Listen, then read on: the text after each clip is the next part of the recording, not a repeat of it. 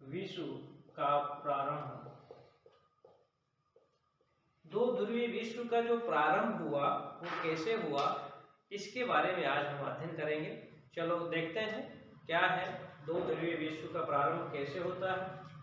देखिए, दो ध्रुवीय विश्व से तात्पर्य है कि दो ध्रुवीय विश्व का दो ध्रुवों में बढ़ जाना, दो ध्रुवों में बंटना कब से प्रारंभ हुआ। तो ये प्रारंभ जो हुआ 1945 से, जब से शीत युद्ध जो शुरू हुआ है तब से माना जाता है। अच्छा, एक चीज हम देखते हैं कि शीत युद्ध जब प्रारंभ हुआ तो एक तरफ तो थी साम्यवादी शक्ति, सोवियत संघ रूस था, दूसरी तरफ जो थी वो पूंजीवादी जो अमेरिका नेतृत्व कर रहा था जिसका। अब यहाँ पर दोनों महाशक्तियां विश्व के जो अन्य छोटे राज्य थे या देश कहेंगे जिनको, उनको अपनी ओर मिला रहे थे। छोटे देश बड़े देशों पर निर्भर हो रहे थे, तो इनकी एक दूसरे पे जो निर्भरता थी, परस्पर जो निर्भरता थी, उसका कारण क्या था ये भी आज हम पढ़ेंगे। तो सबसे पहले हम जानेंगे कि दो ध्रुवीय जो विश्व था वो कौन कौन सा था। नाम लिखेंगे पूंजीवादी और दूसरी थी साम्यवादी। पूंजीवादी जो शक्ति थी उसका नाम था अमेरिका, और साम्यवादी जो शक्ति थी, महाशक्ति जिसको बोलते हैं, उसका नाम है सोवियत संघ रूस। सोवियत संघ रूस। अब देखिएगा, सबसे पहले जो बटा, जो दो ध्रुवों में बटा, वो बटा यूरोप। तो पश्चिमी जो यूरोप था, पश्चिमी यूरोप पूंजीवादी हो गया, और जो पूर्वी यूरोप था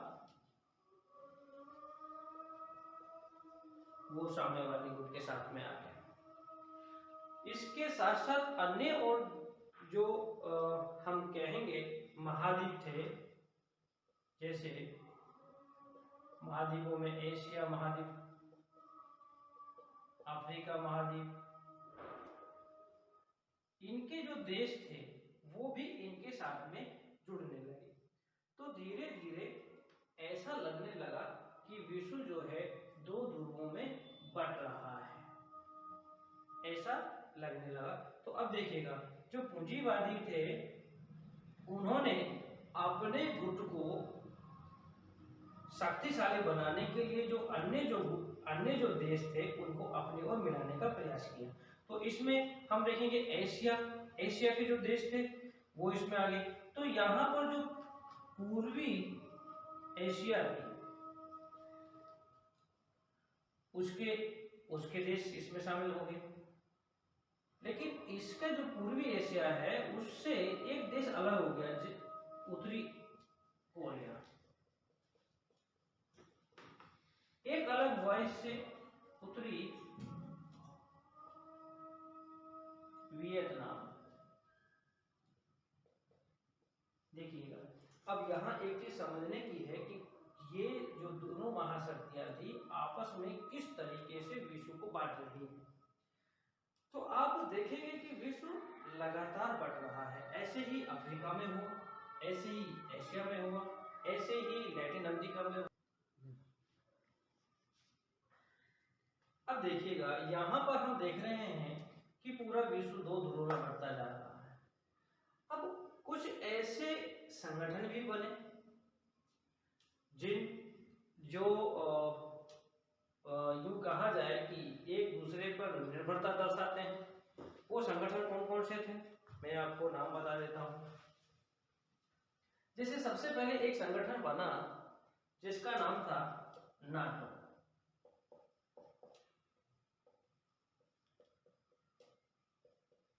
नाटो जो संगठन बना वो बना 1949 में।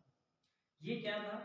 ये था पश्चिमी यूरोप और अमेरिका के जो पूंजीवाद को समर्थन कर रहे थे उनका एक संगठन था। इनका काम क्या था? इसका काम था कि यदि कोई भी देश या कोई भी अन्य देश जो इनके ऊपर आक्रमण करेगा, चाहे किसी भी देश के ऊपर आक्रमण करे, तो वह सब पर आक्रमण माना जाए। तो इस तरीके से एक सामूहिक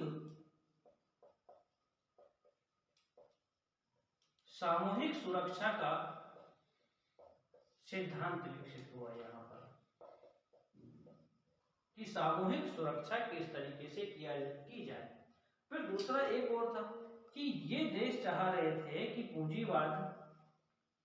पूंजीवाद को बढ़ावा दिया जाए। दूसरी चीज, साम्यवाद को रोका जाए। इन्होंने भी इसी तरह से एक संगठन बनाया 1955 में, जिसको हम कहते हैं वार्सा पैक्ट। इसमें भी सोवियत संघ, रूस और पूर्वी यूरोप के देश शामिल थे। इनका भी उद्देश्य यही था जो इनका उद्देश्य था। तो इस तरीके से जब शीत युद्ध चल रहा था, इसके अलावा और भी कई अन्य संगठन बने, जिसके हम देखते हैं कि जो एशिया है, एशिया महाद्वीप है, उसमें भी जो संगठन बने, जैसे अपन हम देखते हैं कि जो पूर्वी एशिया है, इनके यहाँ पर एक संगठन बना जिसका नाम था शीटो, south east Asia trading organisation. इसकी भी स्थापना 1954 में हुई। और इसके अलावा एक सेंट्रल एशिया में भी एक स्थापना हुई, सेंटो, ये 1955 में हुई। तो इस तरीके से इसमें जो देश थे, अब देखिए यहाँ पर जो सेंट्रल एशिया है, इसमें कौन सी थी? जैसे तुर्की थी, ईरान था, पाकिस्तान था। ये जो देश थे ये इसमें सेंटो में मिल गए। मतलब यह भी नाटो का ही रूप माना जाता है। अब देखिए यहाँ पर एक समस्या विद्यमान आई, जैसे भारत जैसे देशों के सामने समस्या आई कि पाकिस्तान जो है सेंटो में शामिल हो गया है, मतलब नाटो में शामिल हो गया है इस तरह से। अब भारत किस तरफ जाए, ये समस्या हमारे सामने आई। तो भारतीय लोगों ने दूसरे तरीके से सोचना प्रारंभ किया, तो मैं उसे अगले वीडियो में बताऊंगा आपको। बन रहे हैं यहाँ पर संगठन, यहाँ पर दो बन, एक तो पूंजीवादी संगठन बना और एक साम्यवादी संगठन बना। अब यहाँ पर एक चीज देखने की है कि जो छोटे देश थे, ये तो महाशक्तियों के संगठन बने। महाशक्तियां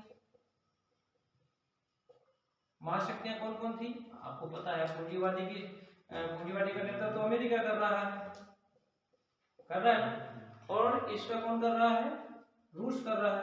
मतलब उस समय का जो सोवियत संघ रूस है वो कर रहा है। अब देखिएगा यहाँ पर संगठन जो बना रहे हैं, इनको क्या फायदा हो रहा है? ये क्वेश्चन जो है आपका बड़ा महत्वपूर्ण है परीक्षा की दृष्टि से, कि जो संगठन बन रहे हैं उसके कारण क्या थे। अब आपको कारण में क्या क्या बताना पड़ेगा कि जो बड़ी महाशक्तियां हैं उनको क्या फायदा हो रहा है, और जो छोटे देश इसमें शामिल हो रहे हैं तो उनको क्या फायदा हो रहा है, ये आपको बताना पड़ेगा। अब देखिए सबसे पहले हम देखते हैं महाशक्तियों को क्या लाभ था संगठन बनाने का। देखिए महाशक्तियां, देखिए आप देख रहे हैं महाशक्तियों का एक दायरा होता है कि उस देश तक वो सीमित होते हैं, लेकिन उनकी विचारधारा दूर तक फैलती है। तो इनकी विचारधारा जब अन्य देशों तक जाएगी तो इनके समर्थक ज्यादा होंगे, समर्थन उनको ज्यादा मिलेगा, उनके साथ लोग जुड़ेंगे, उनके साथ व्यापार करेंगे, उनके साथ अच्छे रिश्ते बनाएंगे, उनके साथ जैसे हम टूरिज्म की बात करते हैं, इकोनॉमिक सेक्टर की बात करते हैं और अन्य क्षेत्रों की बात करते हैं, तो वो एक दूसरे की सहायता करेंगे। तो हम यहाँ देखते हैं कि जो महाशक्तियां हैं वे अपना दायरा बढ़ा रही हैं। एक तो सबसे पहली बात है कि विचारधारा का प्रचार हो रहा है, विचारधारा एक दूसरे की बात अपने अपने विचारों को प्रचार कर रही है। दूसरा क्या फायदा होगा इनको कि जब ये महाशक्तियां, जैसे मान लेते हैं ये एक छोटा सा देश अमेरिका है, मान लेते हैं ये, अगर इसके ऊपर कोई आक्रमण करता है, जैसे मान लेता है यहाँ बैठा कोई देश है, रूस ही मान लेते हैं, आक्रमण करता है, तो यहाँ से परमाणु मिसाइल या कोई अन्य मिसाइल या कोई हथियार अगर यहाँ पर पहुंचाना है तो उसमें टाइम लगेगा, मतलब यहाँ पर समय लगता है। तो इन्होंने एक प्लानिंग की, क्योंकि एक दूसरे के पास में आना है, जल्दी पहुंचाना है हथियारों को, तो ये सोचेगा इसके पास में कोई देश हो जिससे यहाँ पर हथियार स्थापित कर दिए जाए और यहाँ पर आक्रमण कर दिया जाए। ये भी इसी प्रकार से सोचेगा कि यहाँ पर नजदीक कोई देश है उसको सहयोग दिया जाए और यहाँ पर हथियार स्थापित कर दिया जाए, जिससे कि हमला करने में आसानी हो। तो इसलिए इन्होंने क्या किया, सैन्य ठिकाने बनाने के लिए स्थान की आवश्यकता थी। दूसरी और क्या थी, इसके अलावा सैन्य प्रैक्टिस की भी आवश्यकता पड़ेगी, सैन्य ठिकाने, और हम प्रशिक्षण की बात करते हैं, प्रशिक्षण भी दिखना पड़ेगा। इसके अलावा और क्या होगा कि अब हम एक चीज देखते हैं कि जो छोटे देश होते हैं उनके पास इतना पैसा नहीं होता कि उनके जो छोटे यहाँ पर जो भी संसाधन हैं उनका वो दोहन कर सके। जैसे मान लीजिए हमारे देश है, हमारे देश के पास में जो जीवाश्म ईंधन है वो काफी मात्रा में, लेकिन हम उसका दोहन नहीं कर पा रहे। तो हमने क्या किया, विदेशी कंपनियों को बुलाया, जैसे केयर्न एनर्जी को बुलाया, इन्होंने उत्खनन किया, खोज की, उत्खनन किया। तो विदेशी कंपनियां पैसा लगा करके ये काम कर सकती है, इतना पैसा हमारे पास नहीं होता। इसीलिए हम ये जो देश है, महाशक्तियां हैं, ये सोचती हैं कि क्यों ना हमें इन संसाधनों का अधिकतम लाभ प्राप्त हो। तो इसलिए क्या करती है, ये छोटे देशों में जाकर के इन संसाधनों की खोज करती हैं और उनका लाभ लेना चाहती हैं। तो यहाँ पर संसाधनों का लाभ लेना चाहती हैं, संसाधन का लाभ लेना चाहती हैं।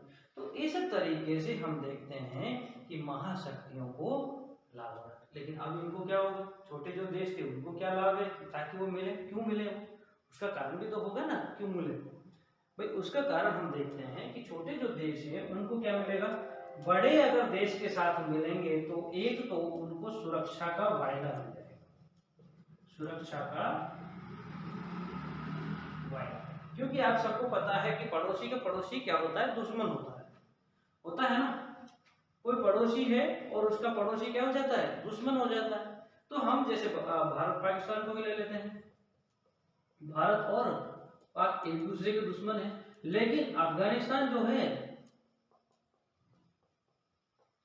पाकिस्तान का क्या बना हुआ है, दुश्मन बना हुआ है, और भारत का क्या बना हुआ है, मित्र बना हुआ है। तो इस तरीके से हम देखते हैं कि पड़ोसी का पड़ोसी दुश्मन होता है। तो पड़ोसी से सुरक्षा का वादा जो है किनसे मिल सकता है, बड़े महाशक्तियों से मिल सकता है। फिर दूसरा, सुरक्षा का वादा मिल गया, फिर इनको हथियार भी चाहिए। हथियार इनके पास तो है नहीं, तो ये क्या करेंगे, जो बड़े देश है, महाशक्तियां हैं, उनसे परचेज करेंगे। फिर इनके अलावा आर्थिक सहायता की आवश्यकता पड़ेगी, आर्थिक सहायता की आवश्यकता पड़ेगी। कि आर्थिक सहायता, अब मान लेते हैं कि जैसे मान लेते हैं कि भाई मुझे कुछ परचेज करना है, मुझे कुछ चीज़ खरीदनी है, या मुझे मेरी कोई योजना है उसको मुझे लागू करना है। तो लागू करने के लिए मेरे पास पैसे होने चाहिए। अब मेरे पास पैसे नहीं है तो मैं उस योजना को लागू नहीं कर सकता, मैं ऐसी कल्याणकारी योजनाओं को लागू नहीं कर सकता और अपने देश का विकास नहीं कर सकता। तो कल्याण के लिए मुझे दूसरे के आर्थिक सहायता पर निर्भरता रहनी पड़ेगी। तो ऐसी ही आर्थिक सहायता हम बड़े देशों से प्राप्त कर सकते हैं। तो इस तरीके से हम देखते हैं कि छोटे देश जो हैं वो किस तरीके से संगठन में जुड़े और बड़े देशों को क्या लाभ हुआ तो एक दूसरे की आवश्यकताएं इन्हें क्या कर रही थी, आपस में जोड़ रही थी। लेकिन जब अब अपन एक चीज यहाँ देखेंगे कि जब एक दूसरे को जोड़ रही थी, संगठन में तो जुड़ रहे हैं, लेकिन विश्व बट रहा है। दो महाशक्तियों के कारण विश्व क्या कर रहा है, आपस में बट रहा है, जिससे एक नए विश्व का निर्माण हो रहा है, जो एक खतरनाक हो सकता है और जो विश्व के लिए नुकसानदेह हो सकता है। यही वातावरण जो था निर्मित हुआ, और ये वातावरण शीतकाल के दौरान हुआ। तो इसी को ही हम एक तरह से कहेंगे शीत युद्ध का काल। क्या कहेंगे इसको हम, शीत युद्ध का काल कहेंगे। अब ये चीजें हमने पढ़ी हैं, तो अब हम देखते हैं कि यहाँ से क्वेश्चन क्या बन सकते हैं। तो अब देखिए क्वेश्चन क्या बन सकते हैं। सबसे पहले क्वेश्चन तो क्या बनेगा कि दो ध्रुवीय विश्व के निर्माण के बारे में बताइए। एक तो ये क्वेश्चन बन सकता है। एक ये बन सकता है कि छोटे देश क्यों मिलना चाह रहे थे बड़े देशों के साथ, या जो संगठन थे वो क्यों बने, दो ध्रुवीय विश्व का निर्माण क्यों हो रहा था, ये भी एक क्वेश्चन बन सकता है। तो इस तरीके से हमने देखा कि दो ध्रुवीय विश्व का निर्माण हो रहा है। लेकिन भारत जैसे जो समझदार देश थे, जो अभी अभी आजाद हुए थे, उन देशों को लगा कि यदि हमने किसी भी देश में या किसी भी देश में शामिल हुए तो हमारी जो स्वतंत्रता है वो नष्ट हो जाएगी। हमने अभी प्राप्त की है और वो अभी समाप्त हो जाएगी। तो हम इस तरह से किसी भी संगठन में शामिल नहीं होना चाहते। अगर हम किसी भी संगठन में शामिल होते हैं तो स्वाभाविक है कि दूसरा संगठन हमारा स्वाभाविक रूप से दुश्मन हो जाता है। तो हम दुश्मनी भी मोल नहीं लेना चाहते। हम एक संगठन में मिलकर के दूसरे से दुश्मनी क्यों लें, हम ये भी नहीं करना चाहते। हम अपने आप को स्वतंत्र भी रखना चाह रहे थे और हम किसी का दुश्मन भी नहीं बनना चाह रहे थे। इसीलिए भारत जैसे देशों ने एक नए संगठन का निर्माण किया, या यूं कहें कि विश्व में जो मध्यस्थता का काम किया वो किया नेम ने, या गुटनिरपेक्ष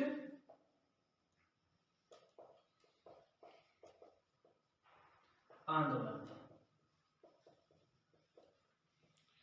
ये जो है टॉपिक आपको मैं अगले